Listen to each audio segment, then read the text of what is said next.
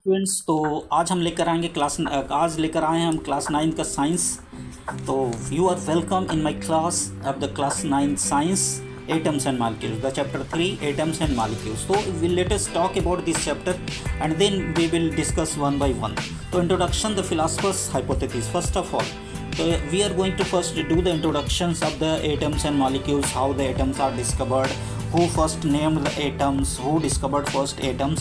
About those things we are going to talk about, those things about those philosophers. So first of the philosopher's hypothesis. What are the philosopher's hypothesis? Indian philosophers. In Indian philosophers, Rishi Kanad and Pakuda Katyaya. These are the two philosophers who told about the atom, about the matter. For example, they showed that if we going to break a matter, smaller and smaller parts, then finally we will found the smallest particle of the matter, and that will called the Parmanu. The Rishi Kanad named it Parmanu. So Parmanu name was given by the Rishi Kanad to the matter. The smallest particle of the matter is called Parmanu. Right? Now, the Pakuda Katyayam told that the elements exist in the combined form. For example, these elements when Rishi Kanad told that these are the Parmanu, then he told that the different elements, the Parmanu of the different elements combine together and form the different matters. So Rishi Katyayam also told that the different elements combined together, they exist in the combined form and form the different matters. So we will talk about now. Let us talk about the Greek philosophers. Who are the Greek philosophers? Democritus and Leucippus. Democritus told that when we are going to divide the matter, then after some time it will be undividable. When you are going to divide the matter in the smaller part, then after some time it will be undividable, and in their language it is called atomos. Atomos means undividable. In their language it was called atomos. So these are the words which are ancient time Indian philosophers and the Greek philosophers were told about the matter, the smallest part of the matter, the smallest particle of the matter.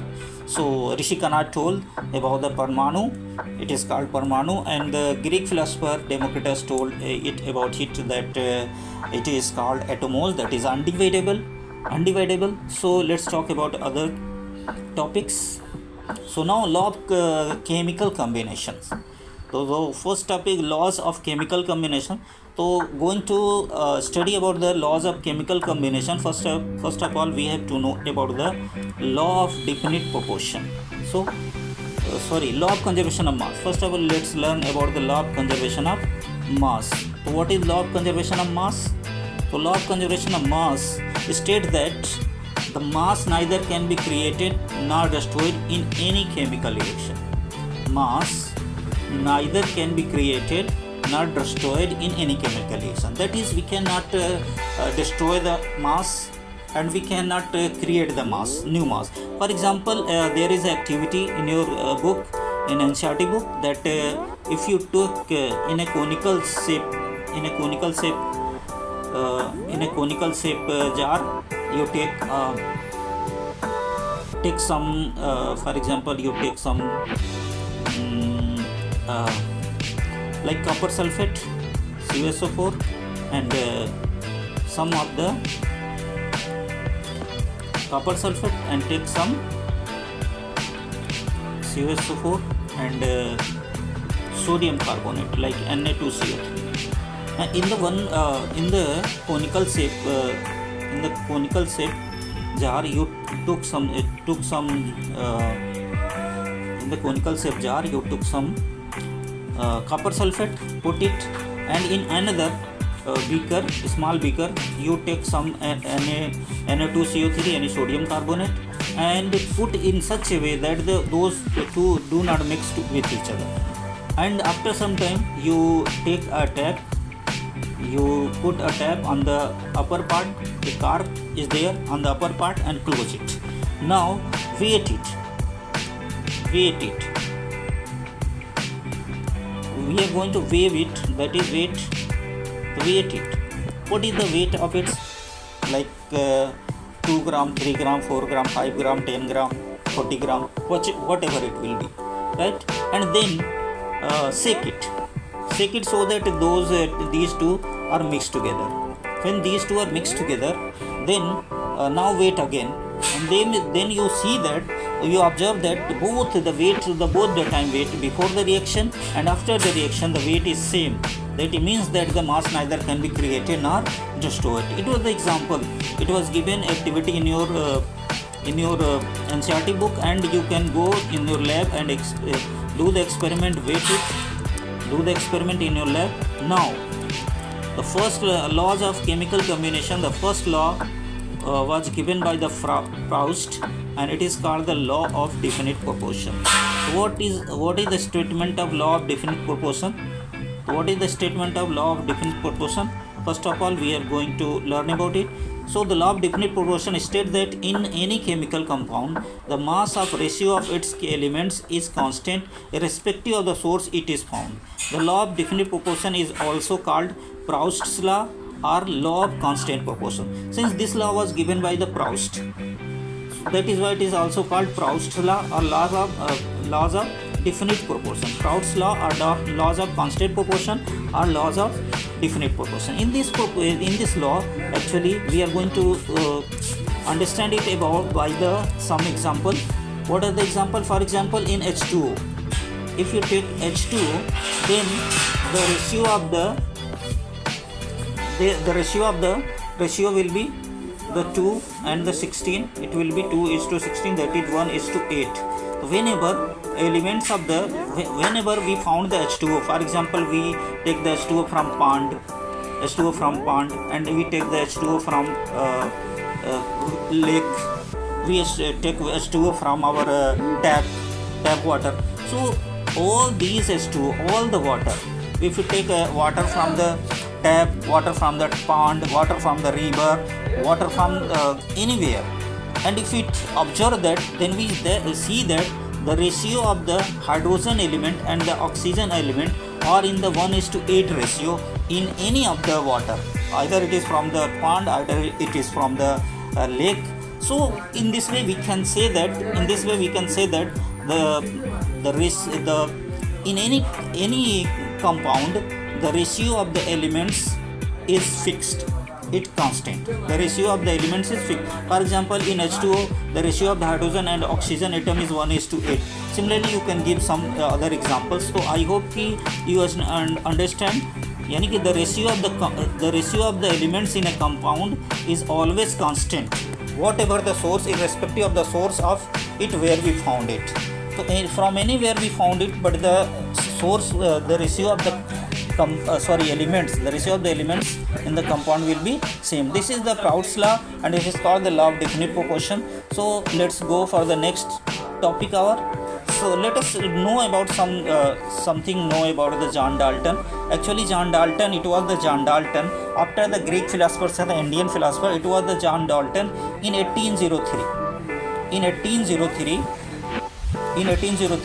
actually John Dalton told that the smallest particle of matter is atom. Actually, he breaks down the matter, and then found that the smallest particle is undividable, and it was named as atom.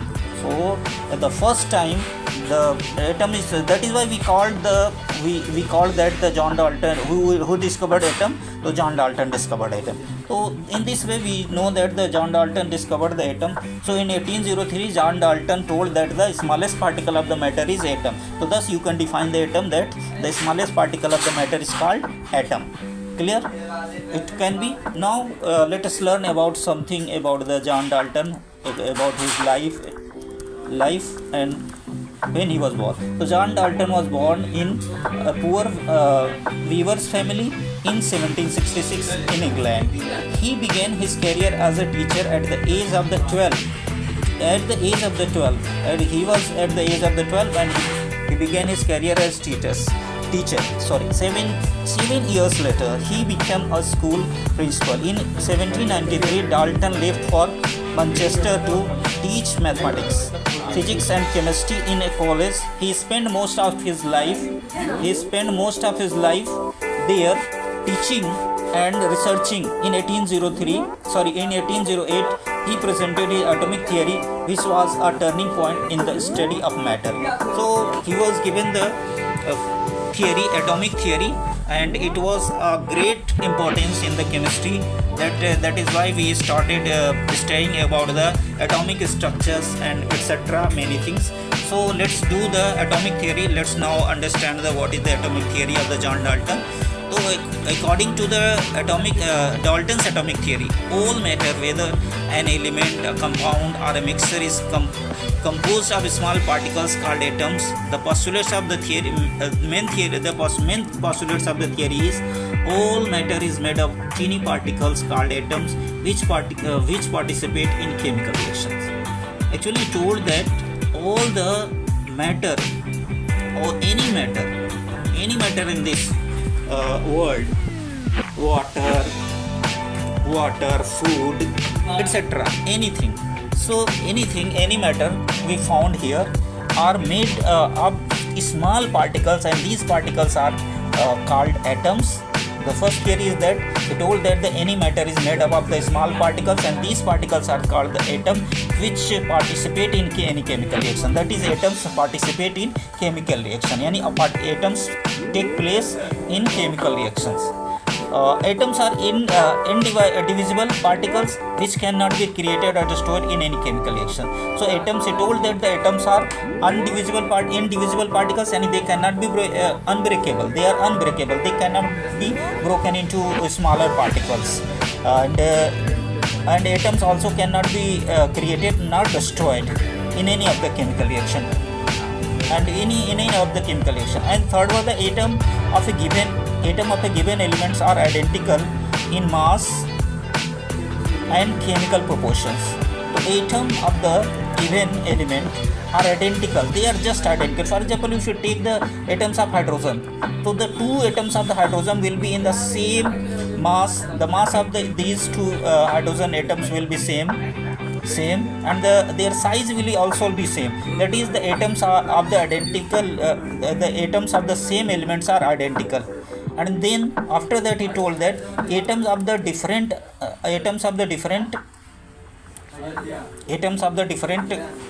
elements, atoms of given elements are identical in mass and chemical proportions, but atoms of different elements have different masses and chemical properties. For example, the atoms of hydrogen and atoms of chlorine. So the mass of the hydrogen atom and the mass of the chlorine atom will be different. They will not be in the same proportion, and their other chemical and their other properties will also be different, right? It means that we told that the atoms of different elements are different in shape and size and properties. Clear? And now atoms combine in the ratio of small whole numbers to form compounds. He told that the combination of the atoms combine together to form compounds.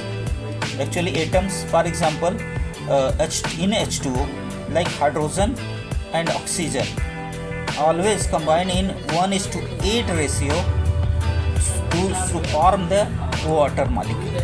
So he told that atoms combine in a fixed ratio, in a whole number ratio, to form the compounds. So it is always in the fixed ratio, in a whole number ratio. And now relative numbers, and next topic was, next he told that the relative number and kinds of atoms are constant in a given compound. The relative number and kinds of atoms are constant in a given compound. Yani the number of the atoms or the number of atoms and the types of the atoms in a compound always remains same. So these are the theories